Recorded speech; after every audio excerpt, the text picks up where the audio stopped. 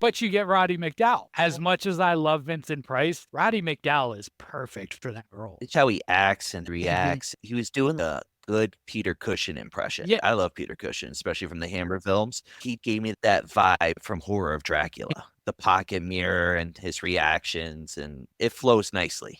Especially when he's like fighting Evil Ed and stuff. The brandishing of the cross on the forehead. It's just iconic. And plays bumbling vampire killers so well. Tell you how many times I've seen the original Fright Night. Dozens. They talked about this in the documentary, and I never noticed in the beginning to have the movie within the movie with Peter Vincent. He's going to stake the vampire. The stake is backwards. The dull end is the end he's going to hammer in. And they did that on purpose to add that cheese element to a movie within a movie. Like that attention to that kind of detail. Cool. Yeah, it's kind of cool. Yeah, like so cool. That would happen in a Hammer film. I'm trying to think of major differences in the original and the new one, the remake. Besides the hunkierness of the vampire, what else is starkly different? You mentioned the characters more evil, but I'm trying to think of actual plot points that they changed. Going back to Peter Vincent, he's a TV show host in the original and a magician in the remake. Two different elements. That one.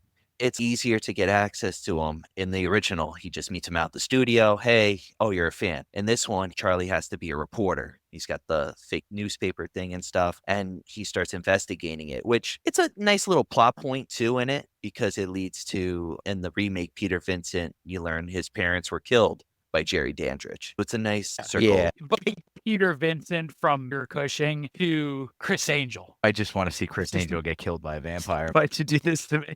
Look, in the original, Peter Vincent is a fake. Yeah. It's revealed that he's a fake. He's an actor playing a role. With the remake Peter Vincent, the first time you see him, he's got long hair, piercings, and tattoos, and you're like, oh, that's a cool dude. And then, he gets in the room alone with Charlie. The hair comes off, piercings come out. It's completely fake.